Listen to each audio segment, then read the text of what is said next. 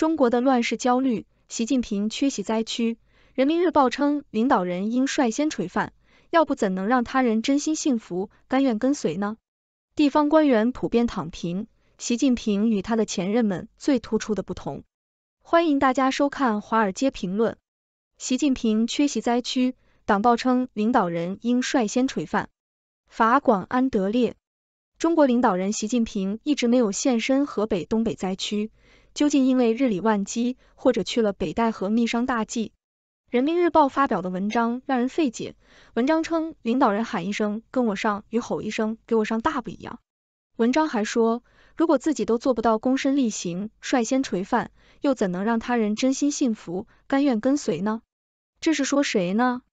人民网8月10日头版刊出题为人不率则不从，身不先则不信总书记的用典智慧。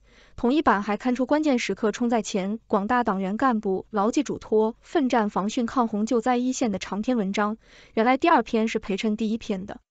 这次河北救灾，民间最不满的是几乎看不到领导人的身影，但人民日报却把习近平一段过去的讲话拿出来说是，并颂扬这是总书记的用典智慧。文章引用习近平的话说，人不率则不从，身不先则不信。领导机关和领导干部带头冲在前，干在先，是我们党走向成功的关键。文章解释，习近平用的这段话出自北宋宝元年间，西北战事吃紧，国家财政困窘，一位大臣向皇帝上奏时说了前面那句话，意思是希望朝廷应做出榜样。人民网这篇文章把习近平用典的意思这样发挥了一番。正所谓以身不正，焉能正人？如果自己都做不到躬身力行，率先垂范，又怎能让他人真心信服，甘愿跟随呢？该文还举出毛泽东曾说过典型本身就是一种政治力量的例子，希望领导干部有人不率则不从，身不先则不信的觉悟，不仅要跟大家干在一起，还要干在最前头。喊一声跟我上与吼一声给我上，一字之差，却是天壤之别。有网友评论，这文章不会有点高级黑吧？哪壶不开提哪壶。这几十年，每当遇到大灾，江泽民、朱镕基、胡锦涛、温家宝，至少是要到第一线去慰问民众，鼓舞士气。习近平担任总书记以来，从来不肯去灾区视察，这不就是文章说的自己都做不到躬身力行，率先垂范，又怎能让他人真心信服，甘愿跟随呢？如果说这篇文章用意有点玄虚，刊登在统一版主要位置的关键时刻冲在前，广大党员干部牢记嘱托，奋战防汛抗洪救灾一线，好像就是在实打实的反驳民间的批评。报道称，习近平总书记和党中央始终高度重视防汛救灾工作。习近平总书记明确指出，各级领导干部要加强应急值守，靠前指挥，坚持人民至上、生命至上，切实把保障人民生命财产安全放到第一位。但是，习近平始终不肯出现在灾区，这是一个持续10年的疑问。欢迎大家继续收看华尔街评论。河北水患与中国的乱世焦虑。自由亚洲电台梁晶。此次河北洪灾对习近平治理下的中国政局会产生什么样的影响？这是所有关注中国政治的人都在思考的问题。最让我感到震撼的，不是当局在减少灾害的损失方面出现了严重失误，而是当局对民意和受灾民众的感受的不在乎。这恐怕是习近平与他的前任们最突出的不同。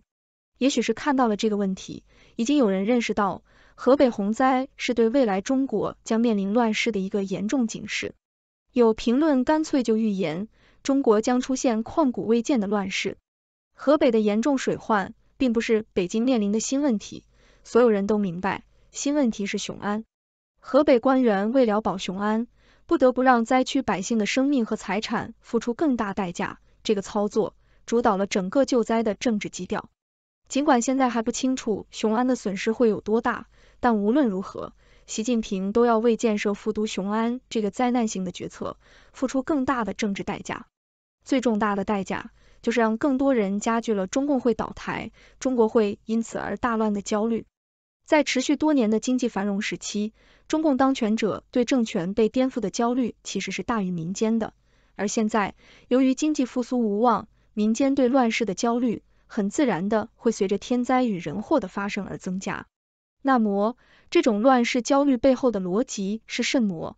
乱世焦虑的增长会不会成为一个自我实现的灾难预言呢？乱世焦虑的一个基本逻辑，就是习近平制造的灾难再多再大，中共也拿习近平没办法，而习近平也不可能自己纠错，因此必然导致天下大乱。这一次河北的洪灾经验，无疑是强化了这个逻辑。一方面是地方领导的口号是保首都，这个调子不仅让北京难以追究地方保民不利的责任，其实也令习近平更加难堪，因为大家都知道保首都是保雄安的幌子。这个调子也让习近平更加不便亲临救灾现场作秀。另一方面，这次河北救灾过程不仅政府表现不佳，而且社会自救的能力之弱，不仅难与国外和港台相比，与胡温时代也难以相比。更严重的是，政府对民间救助力量的恐惧和提防毫不掩饰，这就令人更不堪想象，一旦政权危机，社会失序会坏到甚么程度。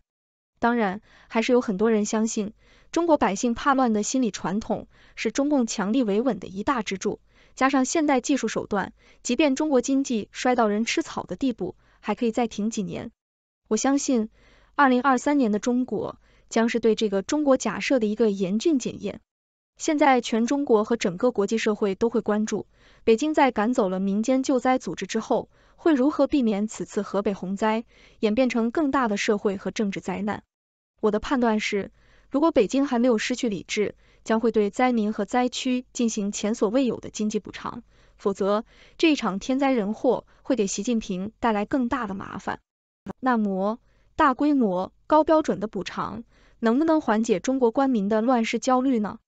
短期缓解是可能的，但从最近爆发的河南水灾重建资金的丑闻来看，高补偿会带来新的问题，却不可能给中国的官民带来稳定的未来预期和希望，而这恰恰是习近平治国的根本问题所在。那么，这种温水煮青蛙的格局是否可以长期持续下去呢？从习近平执意落实中国对美国和西方的核威慑能力这件事来看，习近平的底线不是国民的福祉，而是防外部敌对势力。这意味着中国以一种现代化的方式发生天下大乱的可能性依然存在。欢迎大家继续收看华尔街评论。黄浦江风，华北水灾的根源，清零体制没有消失。美国之音江风，立秋之后，华北大水终于消退，灾民们开始返家。不过，这不是终点，随着卡努台风的到来，风灾和水灾还在中国东北继续，中国人民仍然生活在水深火热之中。面对满目苍夷，人们在问，谁应为这场灾难负责？季节台风还是气候变化？水利机构还是应急部门？或者是消失的它？从7月底杜苏芮台风登陆到8月立秋洪水退去，华北水灾持续了整整2周，大半个河北都陷入汪洋。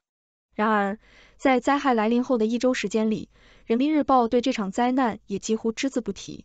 在受灾最重的涿州，人民见不到党政负责人出面指挥救灾或者安抚人心，中国的领导高层则躲在北戴河度假，一副哪管身边洪水滔天的超然姿态，与32年前华东水灾成天壤之别。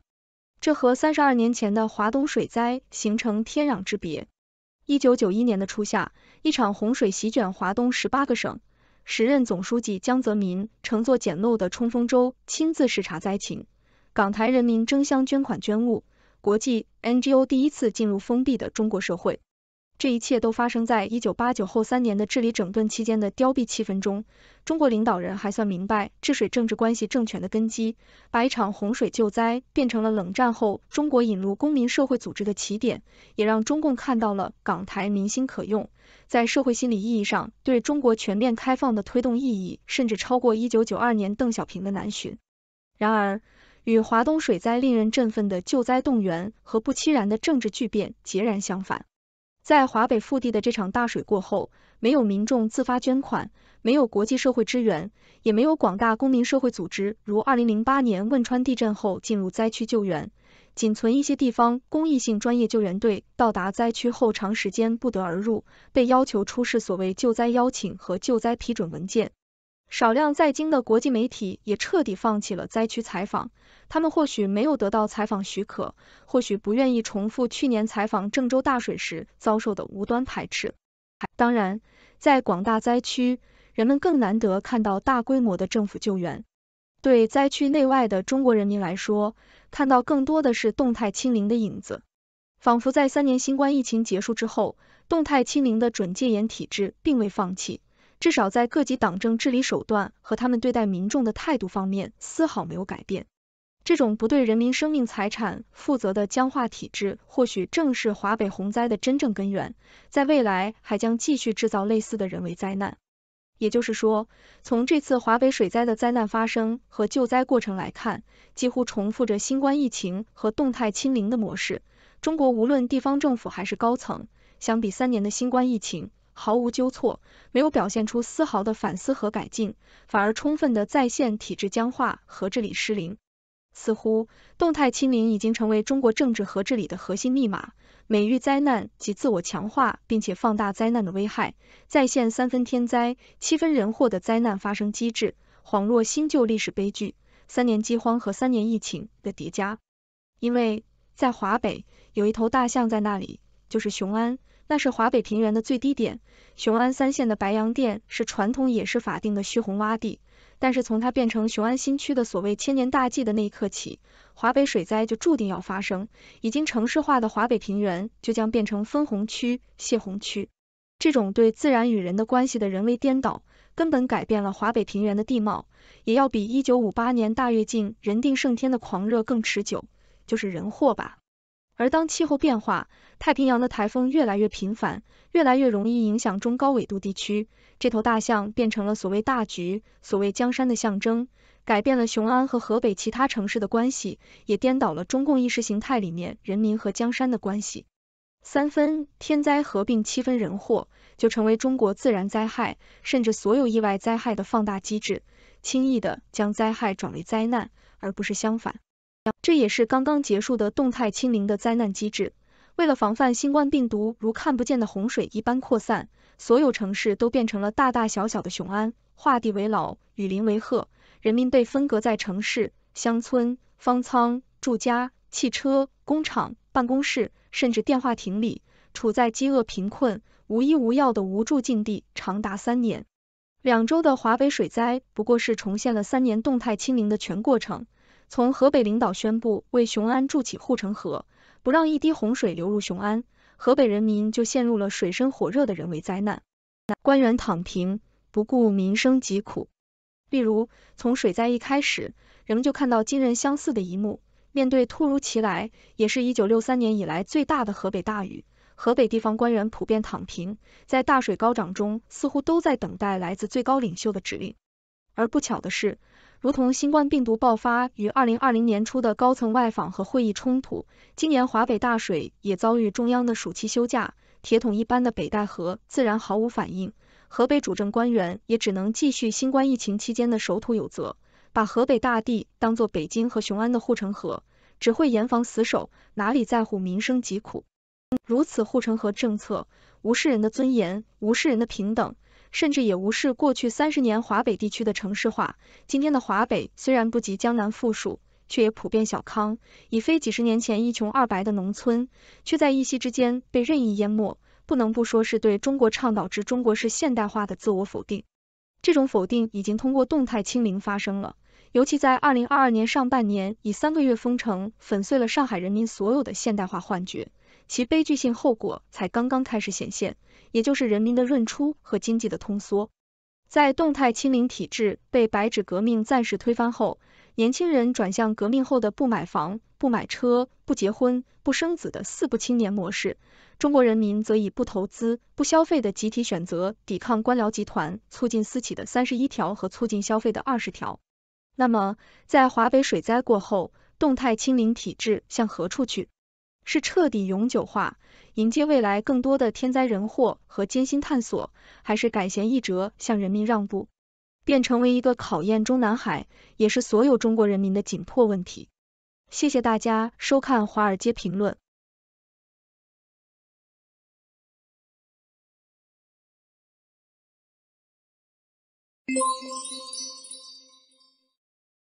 Xi Jinping announced his Belt and Road Initiative in 2013, and since then it has grown substantially. Now, there are 149 member countries in which China is involved with the financing and construction of large infrastructure projects. According to the World Bank, the value of projects in all sectors that are already executed, in implementation, or planned are estimated to amount to 575 billion US dollars. The name Belt and Road references the Silk Road, a corridor of exchange connecting China to the West, where goods were transported iteratively by merchants. The Silk Road of old created massive trade capitals like Samarkand and Tehran, and while Xi's Belt and Road Initiative is expressly for the development of foreign infrastructure, specifically for logistics and trade, it has also given birth to a new merchant class, Chinese entrepreneurs that make a living selling wares along Xi Jinping's new Silk Road. These small business owners and entrepreneurs are an often ignored element of China's presence abroad. They are not affiliated with China's massive state loans or infrastructure projects, and have traveled abroad of their own accord to capture the markets and countries participating in the Belt and Road Initiative. Many open shops selling consumer goods marked with the famous inscription, Made in China. A keynote of this trade network exists in Dubai, a city-state almost entirely predicated on markets and the exchange of commodities. On the outskirts of Dubai is Dragon Mart, a massive mall complex composed of highly specialized storefronts. Their wares are for sale, but also serve as a catalog for wholesale buyers to ship and retail. Dubai seems mostly unchanged by its position on this newfound Silk Road. As a state that presents a liberalized version of Islam and a state that has historically had a low tax rate, Dubai's souks have evolved into megamalls. Dragon Mart, as a node on the new Silk Road, merely found a space, with low taxes, to do trade. Further away from China is one of the last stopping points on the new Silk Road.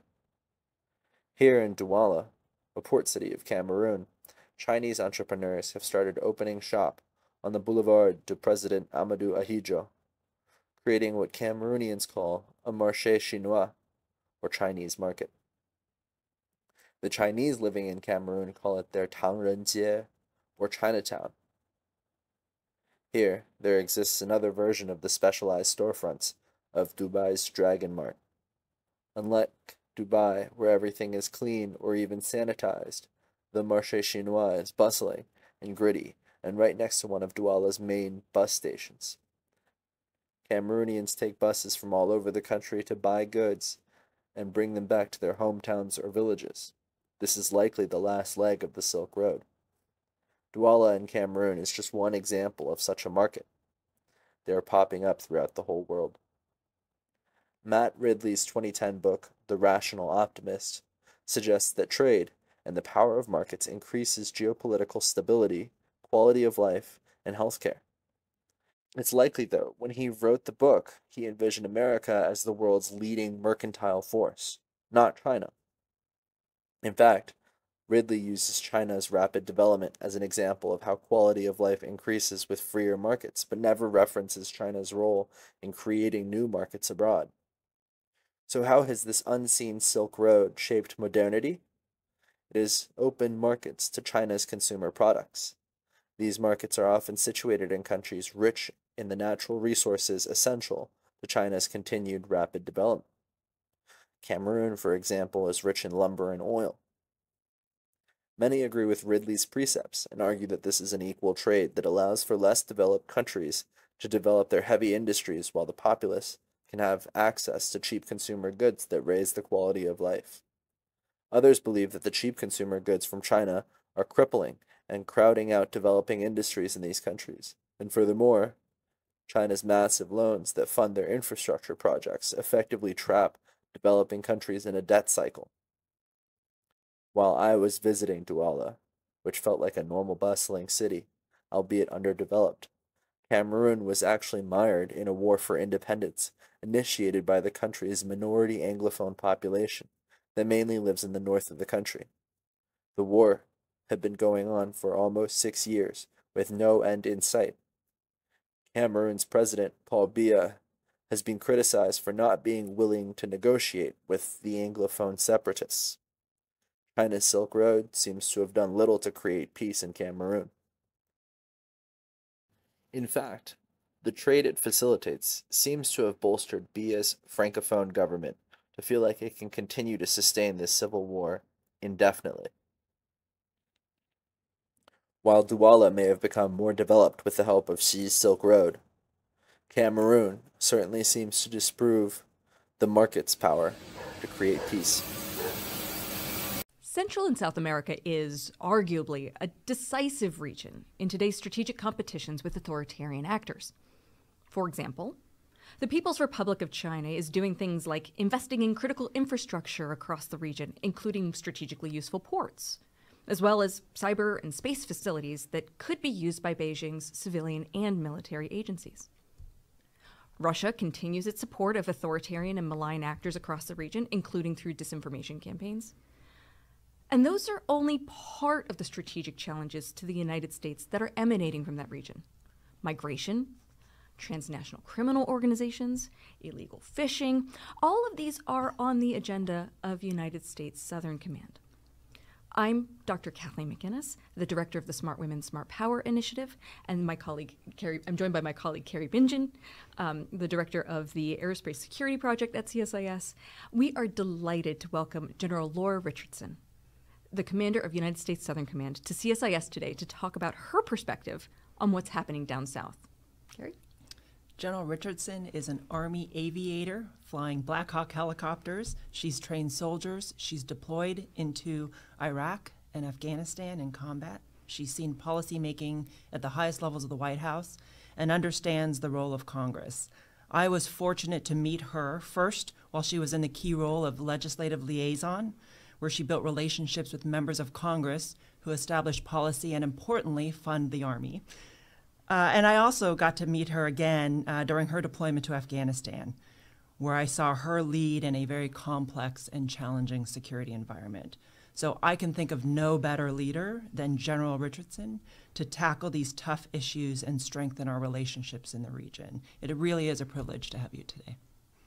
Well, thank you very much. It's my honor to be here and have the opportunity to be able to talk about the great opportunities that we have in the Western Hemisphere, talk to you about what this region has to offer, the great partners that we have, and the work that we do with our allies in the region as well, and just be able to share some of that, but also the security challenges that I think that if we partner better together and bring the entire whole of government together to bear, as I say, with all the instruments of national power for Team USA, that we have a great shot of promoting and continuing to be at the forefront with team democracy in the Western Hemisphere. Yeah. So to start off our conversation, we'd like to get a sense of people's origin stories, right? So what inspired you to join the military, and also what over the years has inspired you to stay in the military with this extraordinary career? Well, I think my folks had a lot to do with me joining the military in the first place, and I think I was an athlete growing up, and all of us kids were. I'm the oldest of four. I have two sisters and a brother, and athletics was part of our life from being very small kids. So. And that translated very nicely into the military. But then also I had an aspiration for flying and was able to go into ROTC and advance that by being commissioned into the aviation branch in the United States Army.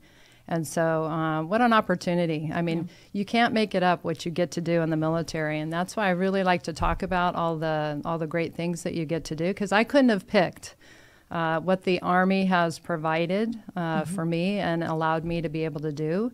But to be able to be a helicopter pilot, to be able to go and travel the world, seriously be able to go everywhere, and you've seen great things, and you see where you can help where things are not so great in other countries and things like that, and just as I talk about team democracy, you be able to help with that, and that's what's so powerful It's the soft power about team democracy, and really what that means for our globe. And I think that it's hugely important right now. I mean, yeah, the contest with authoritarian actors and the way that, you know, the stakes are becoming so clear. Well, and I guess that leads me to my next question. What is, for the benefit of our viewers, what is Southcom? What are your priorities? How is the command's area responsibility? How are you interacting with the region, and what do you see as priorities for moving forward?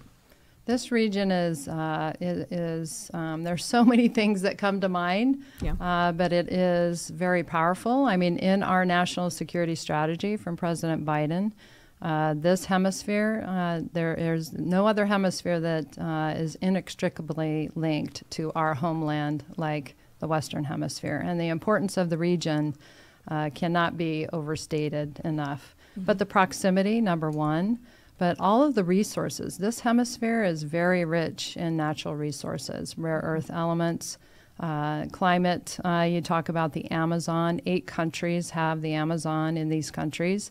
Lungs of the world that we, I don't think, still fully appreciate. And quite honestly, I think also in Colombia, that was my most recent trip, talking about where and this is something that a very wise person told me while I was there, you know, we need to start respecting Mother Nature as not someone that's below us, but someone that's either at par with us or of a higher being. Because if we lose the Amazon, that will impact the world, all of us, as the lungs of the world. But rare earth elements, lithium triangle, 60% of the world's lithium is in this region. Gold, copper, we see significant illegal mining, illegal logging, deforestation, all of these criminal elements that are happening in this region. And so and what we try to do is work with our partner nations as well as our allies. We have allies and partners throughout our national security strategy and our national defense strategy. Working with our allies and partners, we do nothing alone. We do it as partners. And again, I talk about team democracy because as we think about the 28 like-minded democracies in the region, partnering together, that's really our strongest defense against malign activity in the region. Well, if I can dive into that a bit further and ask you to talk more about what that strategic environment looks like in your area of responsibility. The key focus in our national security strategy right now, it's strategic competition with China. We tend to think of that as an Indo-Pacific regional challenge, but China has global reach. So what are you seeing in your area, in the countries that you deal with on a daily basis? Well, thanks for that, Carrie, because it is absolutely global and right under our nose and so close to our homeland. I'd like to say what the PRC is doing, the People's Republic of China. It looks to be investment, but really I call it extraction at the end of the day. And I say that it's in the red zone, just to use you know, an analogy there. They're on the 20-yard line to our homeland, or we could say that they're on the first and second island chain to our homeland. And the proximity in terms of this region and the importance of the region, I think that we have to truly appreciate what this region brings and the security challenges that these countries face. Now, China isn't at the top of the list as a pacing challenge or an adversary to the countries. Transnational criminal organizations are. But as I talk about and educate and inform our partners in terms of what I see from U.S. Southern Command, because I think we're in a very unique position to be able to put together all of the things that are happening in the region and be able to present that. Countries make their own decision. They are sovereign countries, and we respect that, absolutely. They make their own decisions, but I always try to make sure that they have all the facts because they aren't sometimes presented all the facts, and we have that as another democracy. I see these authoritarian regimes using democracy to get elected and then use that position to dismantle democracy. And so we have to show how we align with the priorities as nations go through democratic processes and changes. Free and fair elections. If those are free and fair elections, then we're going to figure out how we work with those administrations. And what we find, especially in the security realm, is a lot of things that we do align with our our new administration's priorities in the hemisphere. And so we just have to explain that and show that, the advantages that has. But in terms of the critical infrastructure that the PRC is investing in the hemisphere, it's all the critical infrastructure. And when you look at that and present it, it's in the deep water ports, it's in space, most space enabling infrastructure by the Chinese, it's in the globe, is in my hemisphere, is in my Southcom area of operations. 5G technology, 5 countries have the PRC backbone for 5G. 24 countries have PRC 3G or 4G backbone. And so what usually comes to happen is they're offered almost a zero cost upgrade to the 5G. And so it's really hard for these leaders that are in the seat, usually one term of 4 years. They're working on a stopwatch, not a calendar. And we have to be able to have alternative methods, alternative companies, alternative options for them to be able to select to the Chinese competitors. And that's where we're getting out-competed by the Chinese right now. And that's a playbook that we're seeing in the rest of the world, too. Yeah. So thanks for highlighting that in the Latin American region in particular, because it doesn't seem like we are paying enough attention to that. You hit on something as well on space that I'd really like to get to as I lead the aerospace security team here at CSIS. So you just returned from a trip to South America with NASA Administrator Bill Nelson, Senator Bill Nelson. And as you mentioned, space is another area of that competition that we're in with the People's Republic of China. What was the purpose of your trip? What reflections do you take back with you? And how was your and Administrator Nelson's message received down in the region?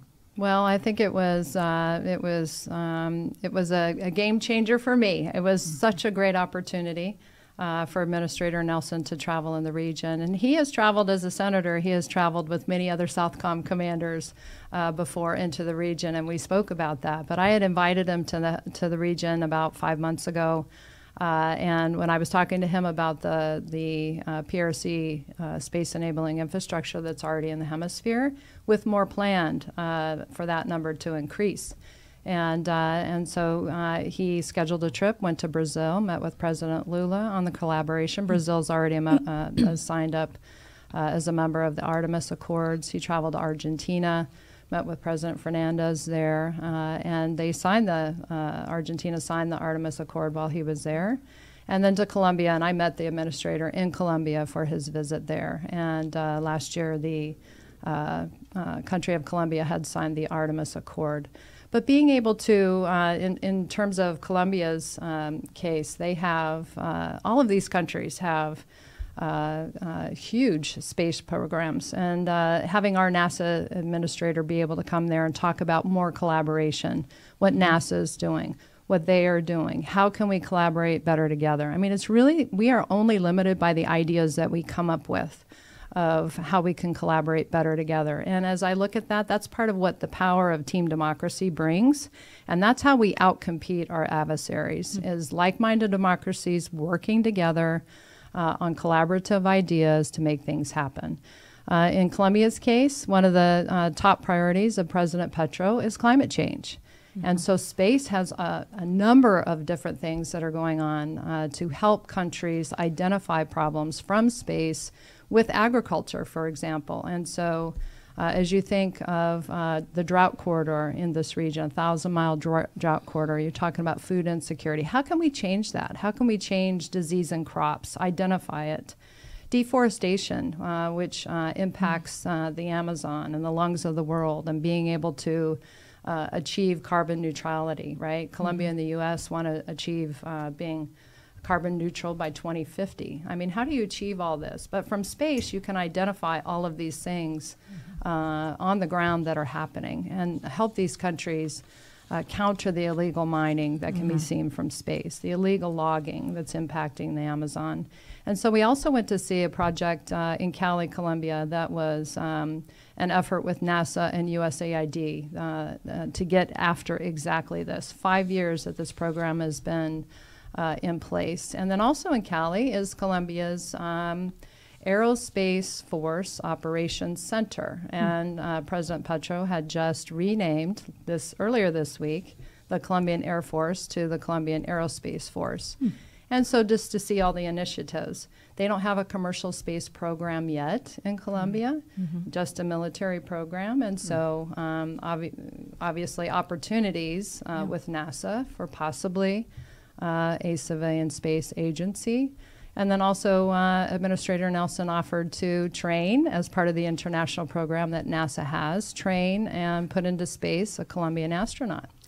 Wow. So as part of that international program, and so certainly I'm sure that would be available to Brazil and Argentina too, because they're part of the Artemis Accords. So that just seems ripe for partnerships. I know, right?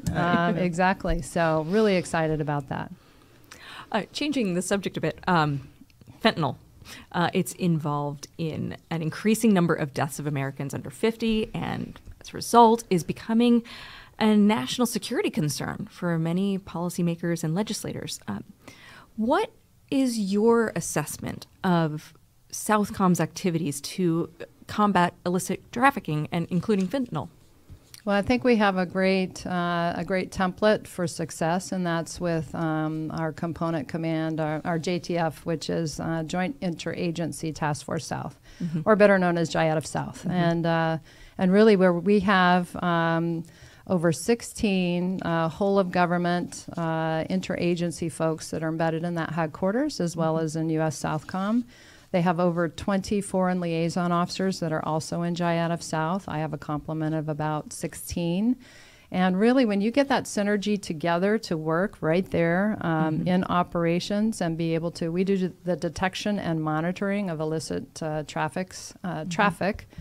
trafficking heading to the United States. And so, and then we turn that information over to law enforcement and or partner nations. And so our partner nations in the hemisphere are able to, their percentages of interdictions and disruptions have gone up in this past year, 76%. Really? So if we can see it, they can't see everything, but if we can point to where there is activity and where they can make a finish on a law enforcement for a disruption or interdiction, they absolutely go after it. And so, but I think we have the template for that. The fentanyl crisis, and certainly in the hemisphere that I have, cocaine. We can't interdict our way out of this problem, though. And so it's very important that we go after the money, all of those things that contribute, that whole of government process that follows the money, and they're able to go after the drug labs as well. It's really important, because if you're just getting the little semi-submersible that has, it has some kilograms of cocaine on it, maybe some marijuana, but the thing is that's not going to stop the problem. You got to get after the bigger things, and that's exactly what we're doing. But we can also always use, I think, with this great command that we have of JIATF South, is be able to get after that problem. We have to continue to do that and build relationships to do that. I mean, looking forward, in addition to looking at the upstream effects or actors, right, and getting at the bigger sources of financing, where do you think, in addition to that, Southcom ought to be prioritizing its efforts looking forward when it comes to narco trafficking and countering narcotics?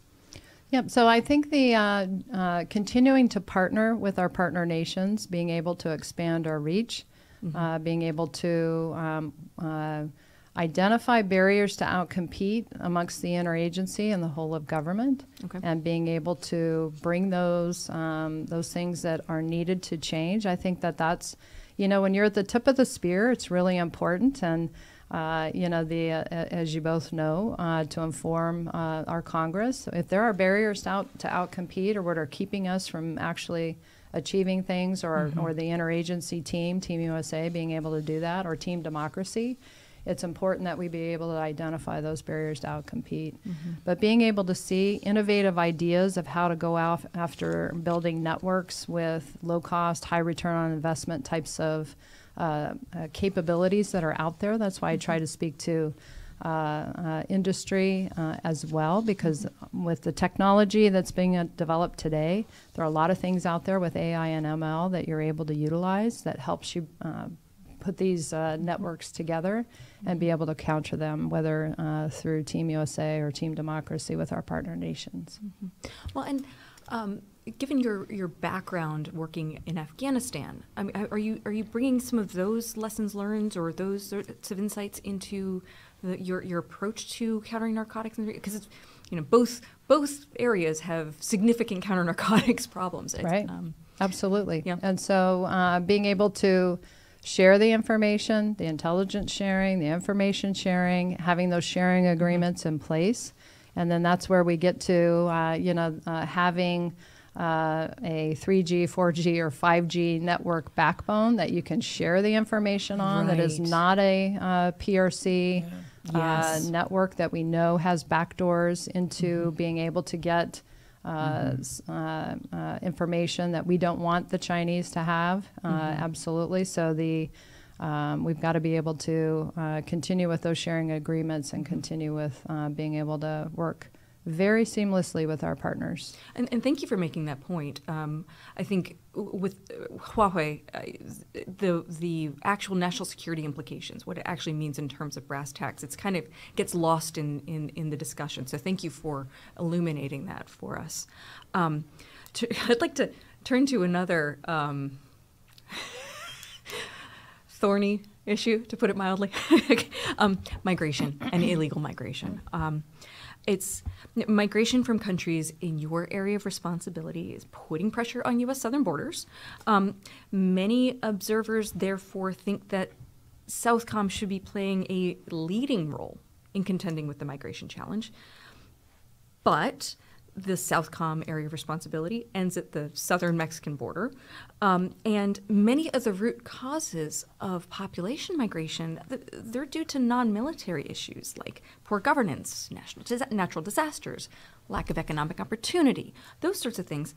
So with that background in mind, I'd love to know your thoughts on how should Southcom and how should we be thinking about the issue of migration and that nexus between security and migration?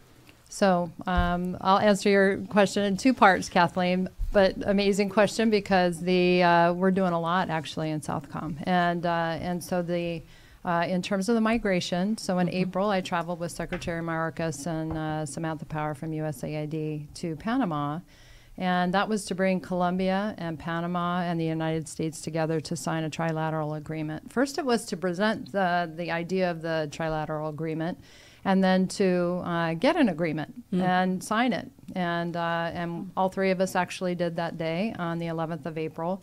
And that was three pillars. There was a security pillar. There was a legal pathways pillar on how we Samantha Power said it best.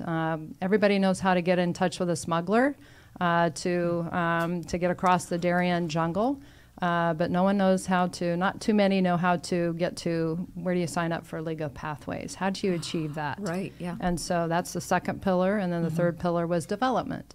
And it was in communities around the Darien jungle, and so that's what we're really in tune with Colombia and Panama and the dangers of crossing through that very expansive and very dangerous jungle. And so on the security pillar, since the end of April, Colombia and Panama, Colombian military and the Panamanian public security forces have been conducting security operations to go after the transnational criminal organizations who are doing the human smuggling. Okay. And those operations have been very successful. As I said, I was in Colombia earlier this week and received an updated briefing from Colombia on their Operation Hefesto, which they have 23,500 Colombian military that are involved in this operation. It's the entire military. It's the Army, Navy, and Air Force that are conducting operations. And they're being very successful on the security side of the house. Now, they aren't going after, the intent is not for the security forces going after the migrants. It's to go over or go after the smugglers and the human trafficking piece of that. In addition, what they're finding is they're being successful with all of other things in terms of the counter-narcotics, the illegal mining, the illegal logging. All of these countries in the hemisphere are dealing with all of these security challenges. And so just had a trilateral meeting with Panama Minister of Public Security, Colombian Minister of Defense, and myself, and we just conducted that about a month ago. I was in Panama for that one, and we were supposed to go to the Darien, but the weather was too bad to get in there with the helicopters, so we did it virtually.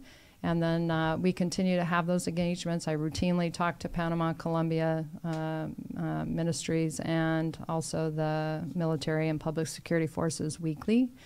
And that's being successful, but again, it's three pillars that come together. It's part of that whole of government. And so that's why segueing into, all of the things that are causing migration. There are families on the move, people on the move at all-time highs. And the prediction by 2050 is it's just going to continue to increase. When you think of not being able to get health care, food, security is security and instability. And this is how I see what the transnational criminal organizations do. They stir the pot, make things very insecure. They scare the populations. And then that allows China to come in with their Belt and Road Initiative to look like it's economic recovery and those sorts of things. I go back to these leaders are only in the seat usually for one term, 4 years. They're working on the stopwatch, not the calendar. They need help now, not in 2 or 3 years. And some of our processes from Team USA are slow. And so we're really been pressurizing those systems, identifying the barriers to outcompete that are keeping, as I say, blocking Team USA's own field goals. What is not allowing me to be, instantaneous or pretty quick in delivery? And then working with the whole of government. So I went to, as part of the instruments of national power for Team USA, diplomats, information, military, which is what I do, the security cooperation, which is my main lever, working with our partners, conducting conferences, conducting exercises where I can bring over 20 partner nations together. We've had 5 exercises in the region over this past month, 5 of them at the same time in different places. Guyana with trade winds, Colombia hosting UNITAS, the 64th year we've had that maritime exercise. Southern Star Special Operations Exercise in Chile. Resolute Sentinel, which is Colombia, Peru, and Ecuador, 2.5-month exercise. And all of these bring partner nations, over 20 together.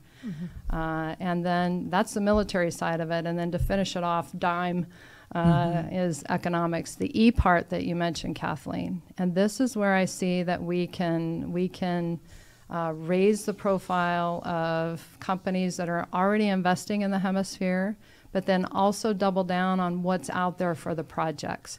These countries are really hurting from COVID. They are still digging out from COVID. And when you talk about 8% to 18% drop in GDP for some of these countries, Panama was 18. It's huge. Over 200 million thrown into poverty in the region. They are digging out, and they're having a hard time doing it. And so we've got to be there. Team USA, Team Democracy, Western solutions, U.S. solutions.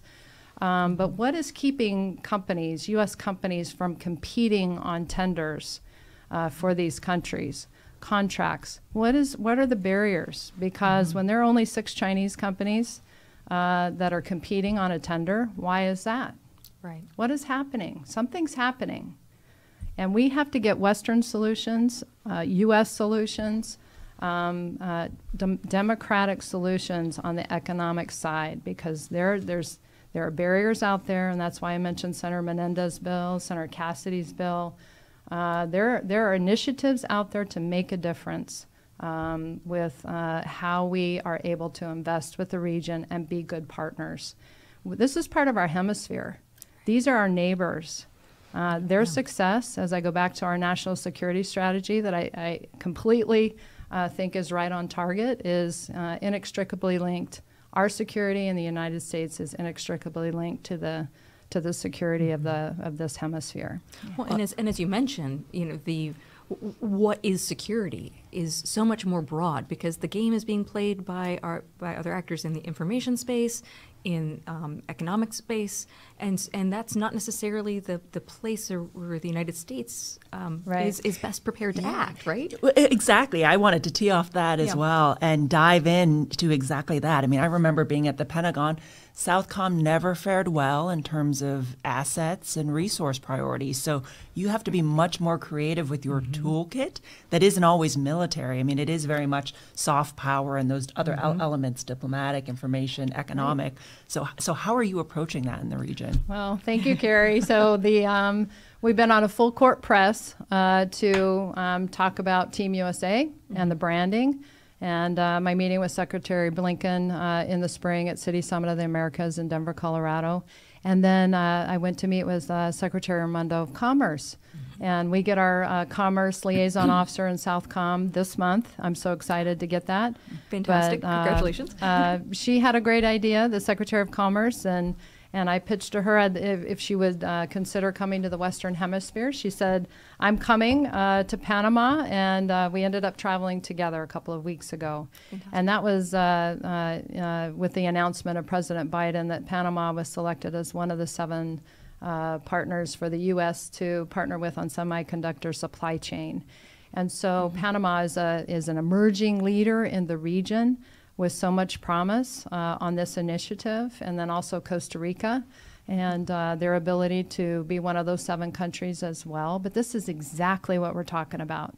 How do we get more investment, raise the profile of our very important countries that are doing huge, great things democratically as part of team democracy? I mean, you can't make an argument any stronger than that. But we have to continue full court press to bring all of the instruments of national power. And I think that that's what the Chinese do so well with the Belt and Road Initiative.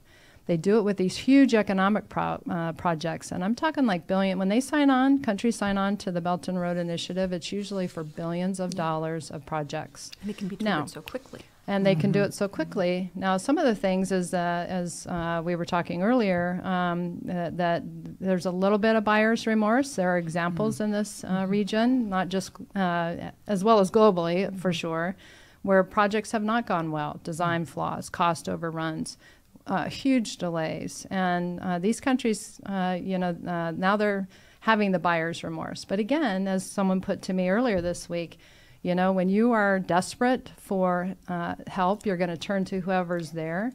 Someone throws you a rope, you don't necessarily look at who's giving you the rope. You just grab it. And so we need to have alternatives to the PRC, and if we're not there competing, then they're going to choose. It's not a matter of a choice. They're gonna have to take it. Yeah, I mean, you take whatever life raft is available. Right. Can I shift gears? It's related to this as well, but maritime domain awareness I want to hit on, which I know Southcom has a tremendous role in. We have incredible interns here at CSIS who will go into careers in national security. And one of our interns this summer, Callista Jones from Georgia Tech, posed a question on MDA that I want to present to you, which is when you're looking at the area of responsibility assigned to Southcom, it is clear to see the need for maritime domain awareness. Can you talk about Southcom activities in this area? And then tying back into the space discussion, do you see a near future where space and satellite data, thinking about some of the capabilities of these new space companies that can move fast, do you see a role where they can aid Southcom in its objectives to bolster maritime domain awareness in the region? Absolutely. So just the ability to see in this huge area of operations, when you're talking about the Caribbean, Central America, and South America, huge. And so to be able to see, and our partners want to be able to see as well. They can't see everything that they would like to see. And so the ability to be able to, again, I go back to sharing agreements, having partners that we can share information with, that they don't have the PRC backbone for technology and their telecommunications, and then being able to make them aware of that. So we're very innovative. So I could talk about traditional ISR, intelligence, surveillance, and reconnaissance. traditional, but then we have been very successful, I think, in Southcom. We don't sit around and just wait for someone to give us something. We figure out innovative and how do we come up with some ideas and approaches ourselves and whatever technology is out there. And I think we've been very successful in doing that. Congress has also helped us out in terms of the ability to provide capability in place of military capabilities that is not as good, but it's a capability, and we certainly exploit that and take advantage of that, and then look for ways that we can expand it. And then, as I said, the ability of our partners to be able to see, because working with like-minded democracies, sharing of the information, what they see, what we see, and having that good connectivity is really what it's all about.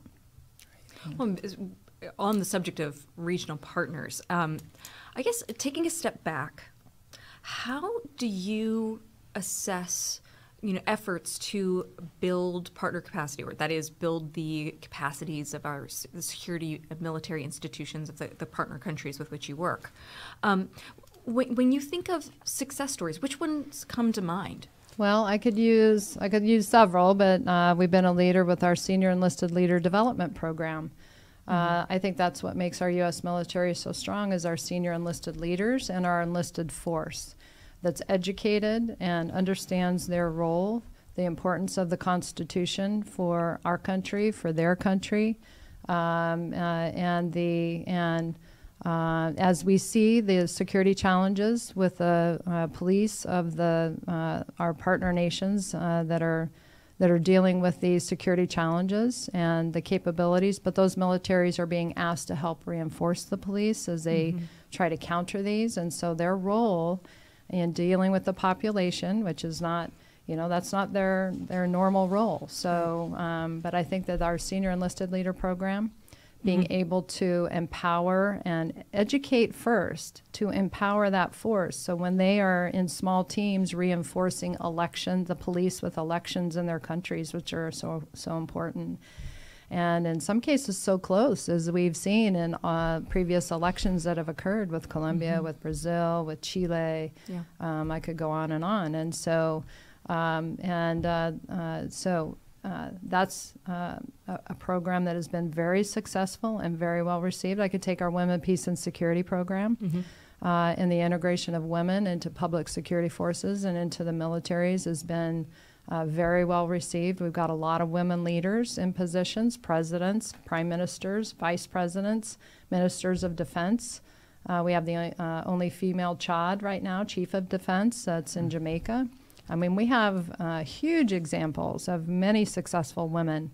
And so being able to highlight that program, and we're just rolling out a theater maintenance partnership initiative and across the whole hemisphere. We're going to, with the help of our partner nations, is from the tactical level at the individual operator level, all the way up to the institutional capacity building of logistics and sustainment.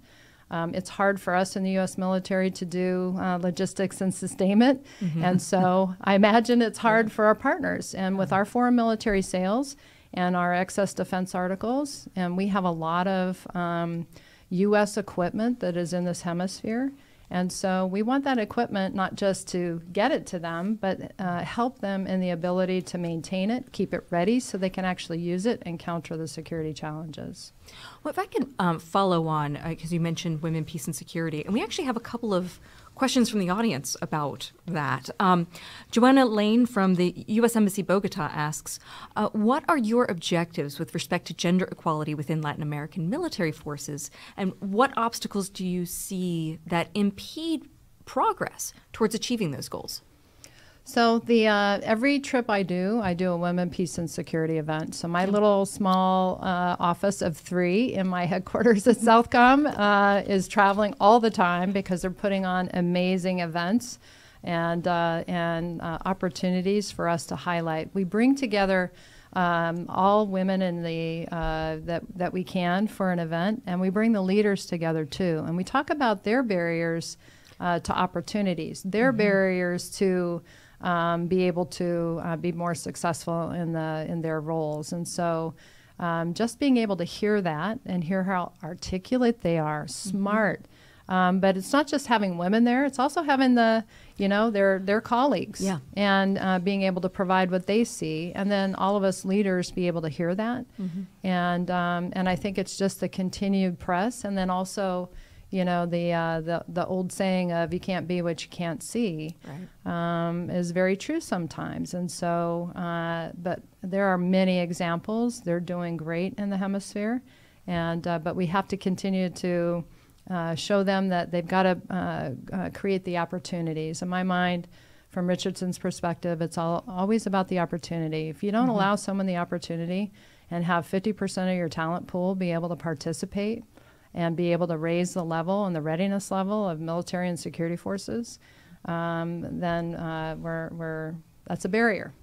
And we got to realize that, because we shouldn't be surprised when the opportunities are opened how well women do. Right. Well, and it's interesting how many of the topics and issues you're working with, moving forward and progress is very much about removing barriers to collaboration, gender collaboration, gender opportunity, interagency collaboration. It's just very interesting that seems to be the theme that you're running into quite a lot. Right, and it's but it's good for the leaders to be able to hear that. I mean, there's you talk about flattening all the layers, and the folks that are right there on the front lines being able to communicate with their leaders and talk about the things that are impeding their success or being from being more successful. I think is a huge benefit. Well, if I can jump in here with a few audience questions, and Kathleen, I'll ask you to do the same. This first one from our live audience comes from Alice Zhang from Voice of America. And she notes that Aid Data recently published a report that explores the potential for China to establish permanent overseas naval bases. So we've seen it in Djibouti, there's consideration in Sri Lanka and UAE elsewhere. So what does that look like in Latin America? Will China set up a military base there in the near future? If so, where and when? And then what are those military and strategic consequences for the United States? Yeah, so the great question. Thanks, Alice. And to go back to the investment, what looks to be investment by the Chinese in critical infrastructure in all of these countries. And when you're talking about deep water ports, telecommunications, safe city, smart city technology, and also space infrastructure. If I just take deep water ports, I'd take the Panama Canal. There's 5 Chinese state-owned enterprises along the Panama Canal. And so what do I worry about is the being able to use it for dual use, not just civilian use, but flip it around and use it for military application. So why are the Chinese investing so much in the critical infrastructure in this hemisphere? Why do they do it in Africa? I see that the Western Hemisphere is about 5 to 7 years behind Africa. They've done it other places other than just Africa and in the Western Hemisphere before. But why? Why, with the biggest increase in conventional nuclear forces on mainland China, is there such investment going on in this region? And so absolutely concerned about it. And then if you take the Panama Canal and what the Panama Canal means to the global economy, and then the other strategic sea line of communication that I have in the Southcom AOR is the Strait of Magellan. And also the PRC building capability in these waterways and along at the opening and along the way on these waterways. And so I worry about the flipping and using it for military application. There's not a Chinese base yet in this hemisphere, but I see with all of this critical infrastructure investment with these BRI projects that there could possibly be someday. And that includes Cuba as well. That does. Okay, thank you. Another question from the audience. Kristen White asks, how are you and Southcom broadly viewing climate change as a security challenge? Can you provide any examples of events or disruptions you're seeing as a result of climate change? And how has it impacted the movement of peoples in the region? Well, as we were talking about earlier with migration and climate change and the severity of storms, the frequency of storms are getting stronger, they're more frequent. And so we have to, the 5 lines of effort, the climate adaptation plan that Department of Defense has developed, I've got some seed money for, just starting out with climate change and being able to put that to use. That's why it was important for me to travel with Administrator Nelson and see that joint project that NASA has with USAID that was going on in Cali, and what space can provide to help with climate change with the countries. And so we will carry that forward to be able to see if the implementation across the region, because we have that 1,000-mile drought corridor in the hemisphere. Argentina, when I was just there in April, they are struggling with an unprecedented drought that has occurred. Chile had a once-in-a-thousand-year fires the entire month of February that we were able to help them with being able to share imagery and share where, so they could help predict where the fires were going to continue to go, as well as do some humanitarian assistance donations that the U.S. ambassador was able to do as a result of some of that ODACA funding that we have access to from Department of Defense and Congress. So we have, Carrie mentioned it, and Kathleen, you mentioned it, just in terms of all of these things that Southcom is able to help countries with when they have crises. We may not be asked, we support USAID in terms of if there's a formal request by a country for assistance, but we don't wait till we get formally asked. We're thinking, okay, how do we help our partner nations? What can we do with what's out there right now to help Team Democracy and help our teammates get through this chaos that they're going through? Well, and that reminds me there's so much that our military does and supports that you don't see but are so consequential. So on the humanitarian front, USNS Comfort. Right. Can you just talk a little bit more about how are we engaging in the region on those fronts that you don't necessarily see? So we're constantly doing, other than having you can't beat the USNS hospital ship, the Comfort, and we had the Comfort in the region going to 5 countries last October through December, and that was off the charts amazing.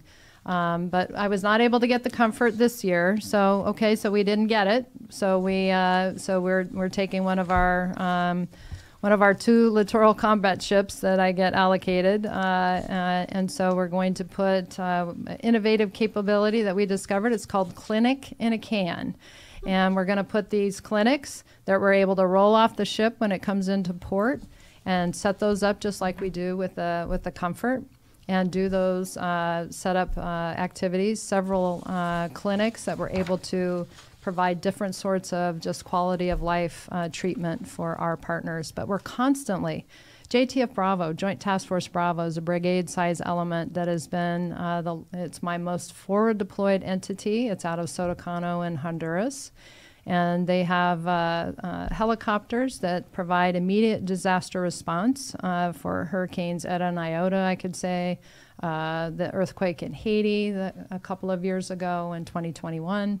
And they're right there. They have a medical capability. We do medical exercises all the time, clinics. We do eye clinics. We do surgery clinics. This also keeps up the surgical skills of our military medical providers to be able to do things in combat. So it's a win-win. Right. But we're constantly doing that. We just don't wait till there's a big hospital ship that's able to come into the hemisphere. I'd like to get it every year, and the CNO knows that. So I continue to work that. And Secretary Del Toro from the Secretary of Navy has been very helpful, traveled in the region numerous times. But those capabilities of the soft power, the humanitarian assistance, being able to do that. We're working right now, Bailey Bridges, a bridge capability, because Colombia, Ecuador, and Panama have had severe flooding from El Nino. You're either getting the drought from El Nino or you're getting the flooding. And so many bridges have been knocked out going to indigenous populations. That also creates a problem with farm to market for their farmers. And so you think of, it's just how can we help them? And it's, again, we're just limited by our ideas of how we can help. And so it's to the big military kind of things with the hard power, but a lot of how do we get after that soft power and help our partners through their challenges. Well, we are just about out of time, but as the director of the Smart Room and Smart Power program at CSIS, I can't resist the opportunity to ask you the question. Do you think that being a woman has affected how you approach your decisions and your leadership style as the combatant commander of United States Southern Command? If so, why? If not, why not?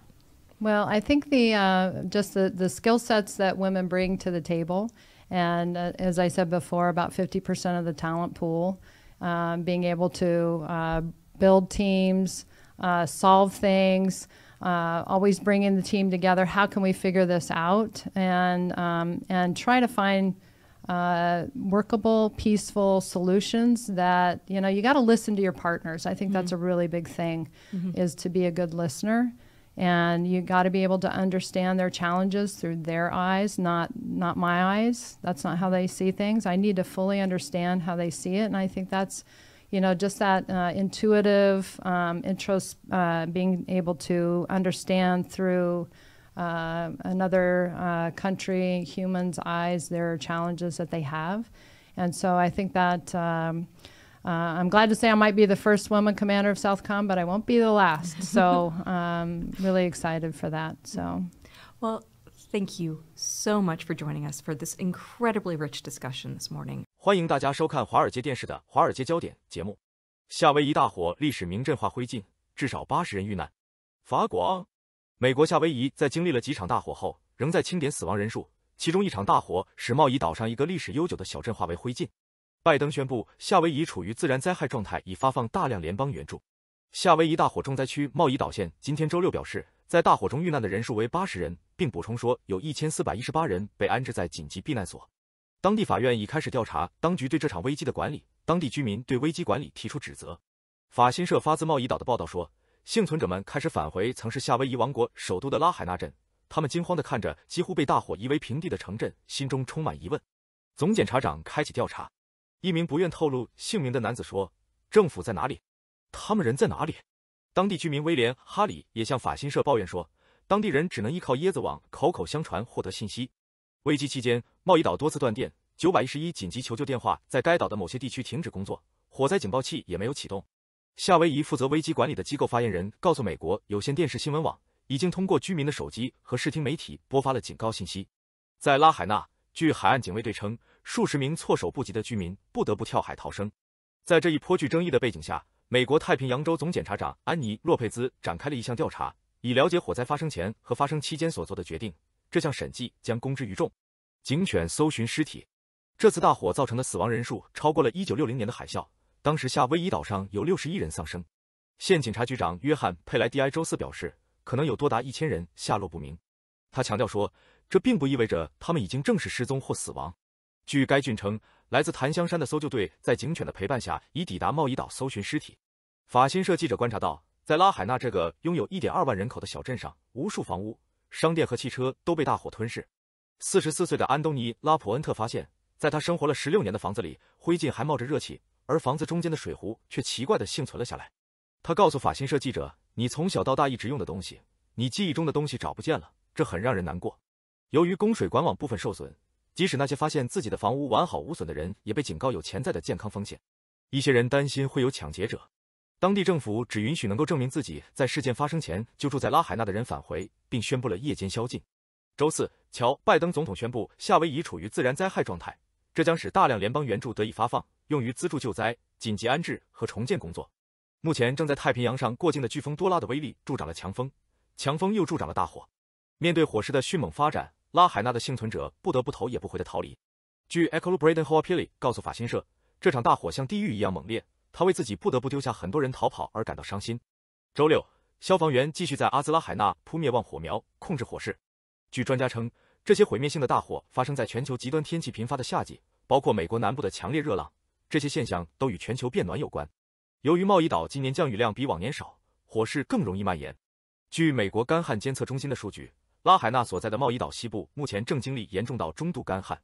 请大家继续收看华尔街电视的《华尔街焦点》节目。拜登称中国为定时炸弹，北京反击是老把戏。德国之声中文网在本周的一次政治筹款活动上，美国总统拜登称，面临经济增长疲软的中国是一枚滴答作响的定时炸弹。中国官媒回应称，面对国内困局，就拿中国说事是拜登政府的老把戏。对于相关言论是否会影响拜习会举行，白宫发言人科比未置评论。美国总统拜登关于中国是定时炸弹的说法引发关注之后，白宫发言人科比周五表示，总统相关言论指的是中国内部经济和社会紧张局势可能会影响到北京与世界互动的方式。据路透社报道，此前拜登在周四的一次演讲中将正在面临增长疲软等一系列经济挑战的中国称为定时炸弹，但是他错误引用了中国经济数据。中国遇到了一些问题，这很不妙，因为当坏人遇到问题的时候，他们就会做坏事。拜登在犹他州的一次政治募款活动上说，中国是一枚定时炸弹，中国遇到了麻烦。中国过去每年的经济增长率大约在 8% 左右，现在却只有将近 2%。根据中国国家统计局公布的数据，今年第一季度中国国内生产总值同比增长率为 4.5%， 第二季度增长率达到 6.3%。而在第一季度环比增长率达到 2.2% 之后，第二季度的环比增长率仅为 0.8%。2022年，中国 GDP 比前一年增长 3%， 远低于中国政府之前提出的 5.5% 目标值。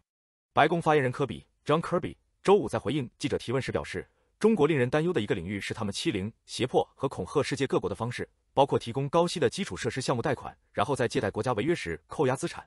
科比表示，正是出于这些担忧，美国政府才提出了有关33亿美元补充资金的预算请求。这一款项将用于增加世界银行对发展中国家的贷款，从而为他所说的来自中国的危险贷款提供可靠的替代选项。这一请求很不寻常，因为补充预算通常是预留给紧急需要的，比如战争和灾难。这位白宫发言人强调，是的，对于我们来说，具备提供替代选项的能力就是一项紧急需求。布林肯此次北京之行是美国国务卿5年来首次访华，也是拜登政府上台后美方访华的最高级别官员。不过，当布林肯抵达北京首都国际机场时，没有红地毯，没有人献花，到场迎接的中方官员只有相对级别较低的外交部北美大洋洲司司长杨涛。有意思的是，机场地面还画有几道红线，而现场照片也正好捕捉到布林肯脚踩红线的瞬间。在中美关系处于历史性低谷之际，所有这一切似乎都具有象征性意义。不过，也有专家指出，除了希拉里、克林顿2012年作为国务卿访华时，中方为他铺了红地毯外，克里、蒂勒森、蓬佩奥等美国国务卿抵达中国时，停机坪也没有红地毯。拜登在周四的讲话中强调，他不想伤害中国，也希望和中国保持理性关系，但是对该国经济的未来前景持担忧态度。中国驻美大使馆发言人刘鹏宇周五在发给路透社的一份声明中表示，我们反对美方试图拿中国做文章，抹黑中国或贬低中国的前景。该声明并未提到拜登，但是警告华盛顿不要把北京当作替罪羊，也不要煽动分裂和对抗。刘鹏宇还强调，中国的经济增长持续为世界经济发展提供重要的支持。新华社周五发表新华时评指出，唱衰中国只会在事实面前反复碰壁。作者认为，美国国内困局难解，拜登政府则把唱衰中国当成拯救美国经济的政策选项。文章称，美国应更多从自身不负责任的财政货币政策找原因，多从脱钩锻炼的政治操弄中找根源，而不是转嫁矛盾、自欺欺人。拜登关于定时炸弹的言论让人想起他在6月的另一场筹款活动上发表的讲话，当时他称习近平主席为独裁者。当时美国国务卿布林肯刚刚结束了旨在稳定双边关系的访华之旅。中国称拜登的相关言论是挑衅。这美中关系是非常艰难复杂的双边关系，也是世界上最举足轻重的双边关系。总统深知这一点，白宫发言人科比周五在回应记者提问时强调，但是这并不意味着我们不需要继续改善我们的沟通渠道。对于拜登最新言论是否会影响到今年内美中领导人会晤的计划，科比没有发表评论。外界猜测，拜登有可能会在下个月由印度主办的 G20 峰会期间与习近平举行会晤。作为世界第2大经济体的中国，目前正面临通缩风险，和大多数其他国家普遍存在通货膨胀形成对比。美国一直在应对高企的通货膨胀，目前劳动力市场发展较为强劲。请大家继续收看华尔街电视的华尔街焦点节目。定时炸弹激怒北京，拜登究竟在担心中国什么？ VOA 沐风。白宫周五8月11日就美国总统拜登周四将中国称为一枚滴答作响的定时炸弹的说法作出解释说，这一说法只是针对中国本国经济与国内社会紧张问题可能会对中国的对外关系产生影响。拜登总统周四在犹他州的一个竞选筹款活动中谈到中国问题时表示，中国有了麻烦，出现了很多经济和社会问题，他现在就像一枚滴答作响的定时炸弹。拜登对此表示担忧，他说，这不太好，因为坏家伙有了问题就会做坏事。这位年迈的总统说话一向率真，他曾在美国是否会出兵保护台湾的问题上多次偏离美国既定的模糊战略，干脆利落地向媒体表示，美国当然会出兵。有的时候，他甚至还不顾大局，吐露真言。今年6月，正当美国官员为恢复美中高层接触取得进展的时候，拜登在公开场合直呼中国国家主席习近平是一个独裁者，弄得两国官方都很尴尬，不知道如何反应，如何圆场。这次定时炸弹一出去，中国官媒新华社就发文予以驳斥，为中国经济进行辩护。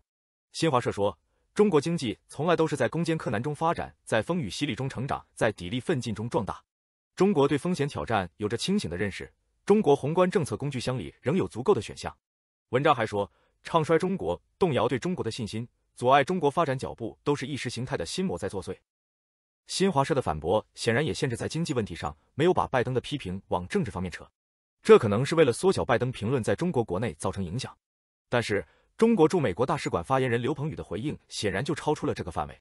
他警告美国不要把北京当作代罪羔羊，不要煽动分裂和对抗。他还表示，中方反对美国试图拿中国做文章，抹黑中国或贬低中国的前景。不过，就拜登的谈话内容看，他所说的定时炸弹更偏重经济意涵。拜登提到了中国经济增长减速、失业率飙升到历史记录和老龄化日益严重等问题。他说，中国经济过去每年增加 8%， 现在增速接近 2%。有人说，拜登这里犯了一个常识性错误，中国目前经济增速不止 2%。中国国家统计局公布的数据是，今年一季度增速为 4.5%， 二季度增加 6.3%。但有专家指出，中国官方的数据水分很大，根据已经公布的各种经济数据进行推算，中国实际的经济增速大概也不会高于 2%， 甚至很可能是负数。白宫发言人约翰·科比周五对媒体说，美国担心的问题是，中国遭遇经济麻烦，这可能会影响到中国与他国的关系。拜登在讲话中特意表示，他希望能够与中国保持一个理性的关系。科比还就此对媒体做了进一步的解释。他说，美国担心的一个问题是，中国通过向他国提供高息基础设施贷款，然后在这些国家发生债务违约时没收他们的资产。美方认为这是对他国的欺凌、胁迫和恐吓。科比还表示，当中国对其他国家做出胁迫行为的时候，美国从不回避发声。他指出，美中关系困难且复杂，是全球最重要的双边关系。拜登明白这一点。不过，科比说，这并不意味着不需要改善双方的沟通渠道。请大家继续收看华尔街电视的《华尔街焦点》节目。德国对台态度暴露利己主义，俄罗斯微不足道，只是北京的加油站。德国之声中文网，台湾芯片制造商台积电将在德国设厂。世界报客座评论指出，德国正从台湾技术中受益，但迄今德国政府尚未对台湾的安全利益提供支持，这显示出德国的双标，也透露出令人不安的利己主义。台湾半导体巨头台积电本周宣布在德国东部城市德累斯顿设厂，预期总投资额将超过100亿欧元。在德香港活动人士邝颂晴在《世界报》发表客座评论，德国对台态度显出令人不安的利己主义，指出德国正从台湾技术中受益，但迄今德国政府尚未对台湾的安全利益提供支持。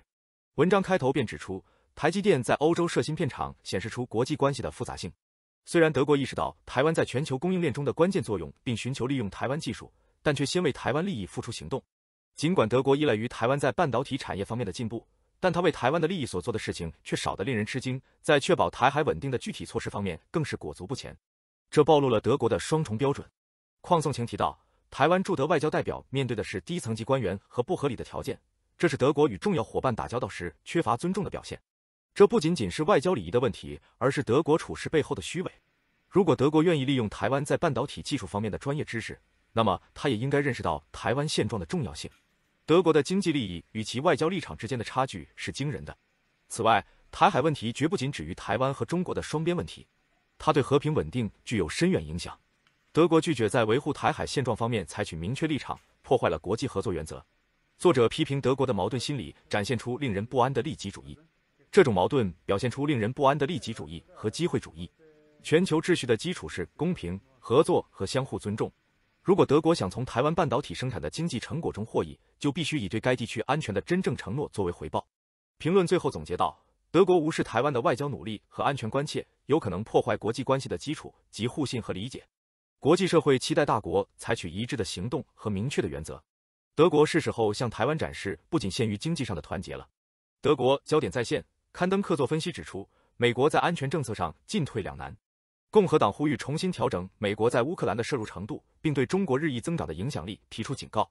文章写道，一场关于美国是否应该继续支持乌克兰的安全政策辩论正在激烈进行。